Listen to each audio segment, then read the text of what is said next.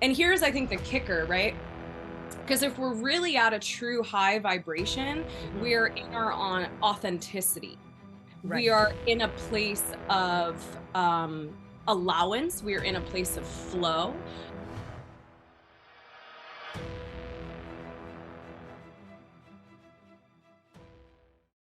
So, my guest today is the wonderful Gita Rose. I'm very excited to have you on my show today. I have actually been a little bit of a fan of yours from a couple of years ago, where I saw you on the Gaia TV network. ET was very intrigued with what you were sharing back then, and I think it was 2020. And a couple of very good friends of mine, both Georgia Jean and Nora Thurl, who were also on that show. Um, I was just like, I really wanted to reach out to you and say, I'd love to hear your perspective on so many things. So, welcome, Gita. Oh, thank you so much, Raschell, for having me. Yeah, I'm so thankful for Ruben Langdon and his show Interview with Extra Dimensionals. It got so many people to share their stories and so many other individuals to be more aware of Mhm. what's happening, different ways we're able to connect and not feel alone in that way. So, yeah, I'm happy that you found me via And that. yeah, And I thank always you. like for having me here. I'm excited and honored to be here. Thank you. So I love some of the information you sent me. And so you are a graduate from the American Musical Dramatic Academy. And I love how you put, and then the curtain rose and the veils began to part. It's so amazing because at that point you say, you were introduced to new ways of channeling. And so maybe talk a little bit about how that all sort of expanded for you. Channeling really is a natural state of being. That one way of thinking about it, we really are channeling ourselves all of the time. In this physical experience, it is a type of simulation, it's a type of hologram projection. It really is a play. So the more that we are allowing ourselves to be ourselves in each and every moment, we really are channeling ourselves. I had interactions with spirits of my grandmother and different friends and families that had crossed over. But certainly in my teen years, I was very focused on musical theater, and any ideas of what we might call spirituality was just not part of my understanding. But then I began to get interested in traditional Vipassana meditation, mindfulness meditation, that helped prepare my psyche in ways for the start of the vocal channeling, this kind of world and this way of Yeah. metaphysics. And so it was explained to me in that moment, you have an agreement to do this. You'll always have the opportunity to choose and re-choose to do this. Mhm. We are what you would understand to be extraterrestrial in nature.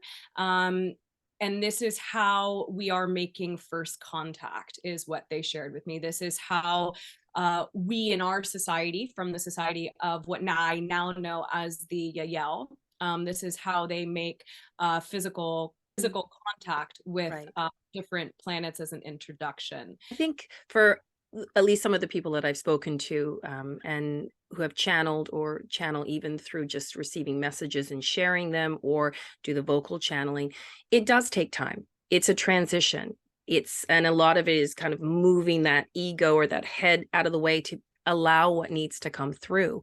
Now, I know during the conversation you talked a little bit about vibration, and I want to have your perspective on this. So, I know there is a lot of what we call multidimensional healing. And I'm liked sort of the information you had given me about how you have to meet the frequency, because this is something I have always said with anybody, even when you get sick, I say to people, you're only going to get sick if your vibration meets the vibration of whatever's going around, because it has to meet.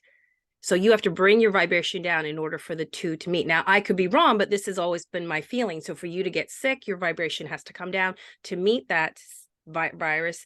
And then you're kind of, now you give me your perspective, because I always find that interesting. So I'd love People to hear it. I mean, lowering their vibration to be a match for a sickness, that's acting under a certain level of presumption Mhm. that it's not something that they need or not something that's going to benefit them. Because Right. also too, a lot of the times when the body does call in a sickness or allow itself to get sick, it's because the mind is needing to learn, hey, you need to rest, you need to Mhm. slow down. So again, there can be extremely integrative experiences that come from getting sick.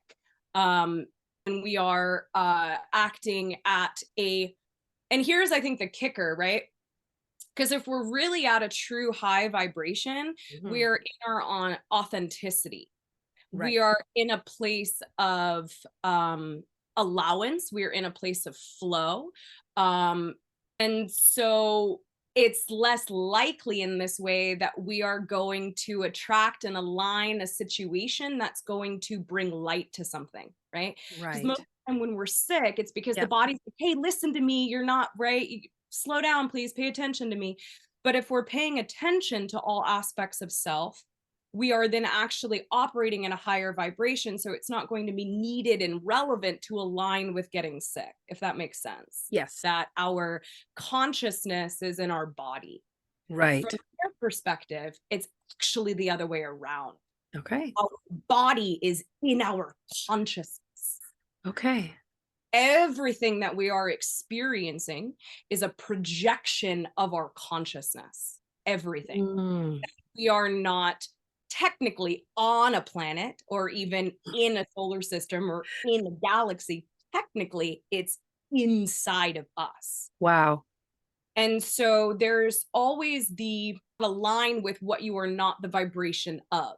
So even another way of saying it is something that we admire and respect and appreciate in Mm. somebody else.